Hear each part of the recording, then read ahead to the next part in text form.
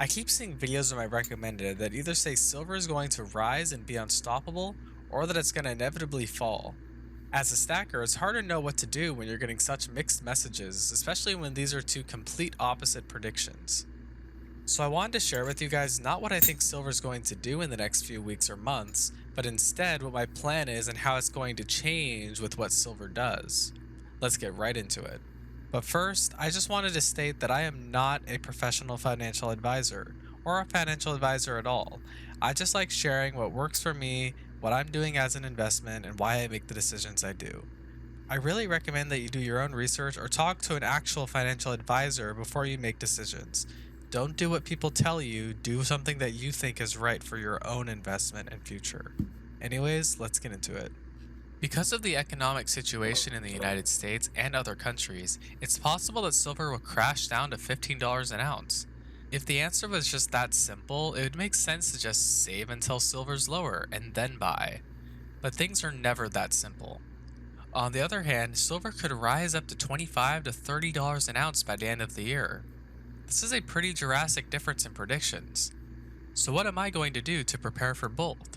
To put it simply, before I go into greater detail, I'm basically just going to buy a little bit less silver right now and save the extra money. And what I do with that money will come down to what happens with silver, whether it rises or falls. Let me explain the details of what I mean by this. At recording, silver is $20.14 an ounce, and by the time this video comes out, I believe that silver will be a bit higher. If every 2 weeks I buy 20 ounces or around $450 to $500 of silver, instead of spending this much, I'm going to cut it in half. At my weekly purchase, I'm going to look at the price and see what it's doing, and then decide either to buy more or save more. If in the next week silver goes up to $21.50, I'll probably buy around 10 ounces of silver.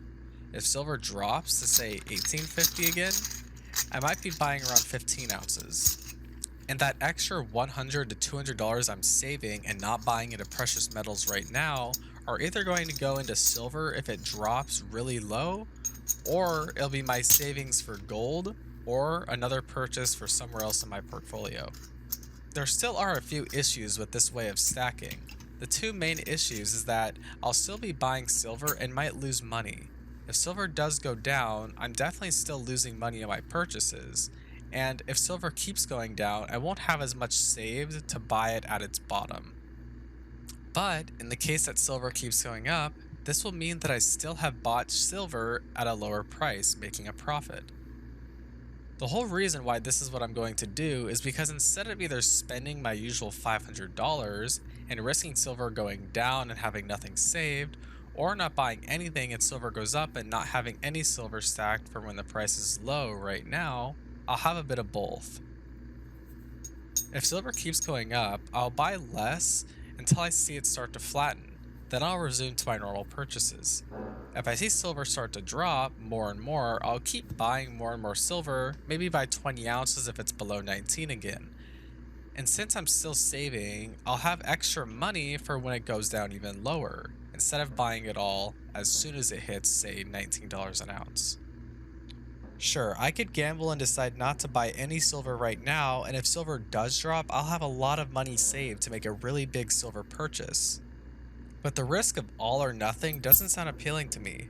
And regardless, the money I save is either going to silver if it drops or gold if it keeps going up, or another form of investment. Another reason why this is really appealing to me is because if I'm just going to save money for gold regardless, because I do want to start buying a little bit of gold and add it to my precious metals portfolio, instead of just saving and putting money aside for gold, I can instead do that while I'm still buying silver by toning down my silver price and use that money for either gold if silver keeps going up or for silver if the price goes down. It's like I'm investing in both based off what happens in the market. Since I don't make a lot of money, it's a lot harder for me to just put money aside for strictly gold versus just put the money I was going to spend on silver aside because of what silver's doing and then decide on my purchase later on. Just last week, I decided to buy $100 in stocks because silver jumped up around $1.50. There isn't a wrong or right way to stack silver or any form of precious metals. So I'm not saying my way is the correct way. This is just the way that I think I'm going to try to do it since I really don't know what the market's going to do right now. And even if you buy silver for $15 an ounce or up to $25 an ounce, we're all in it for the long run. And the long run is supposed to predict silver being well above $25 an ounce, maybe even $100 an ounce, maybe 50 years in the future. Who knows? So, in the long term, all of our purchases are going to be at a profit, but that doesn't mean that you should disregard the current price and not take silver that's cheaper. So, planning out your purchases beforehand and making sure you get your best deal and you buy at the right times is really important. Because if you save $2 an ounce on a 20-ounce purchase, that's a lot of money saved. This also leads me into another comment I wanted to make based off my last video, where I talked about silver coins and why, honestly, I'm not going to be stacking any of them.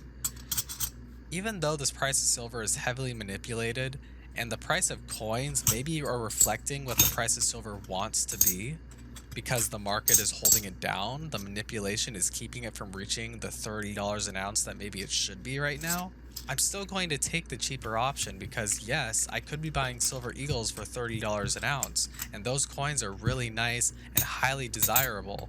But if I could just buy the same amount of silver for a lower price, there's no reason that I would want to pay the extra premium. It just doesn't make sense.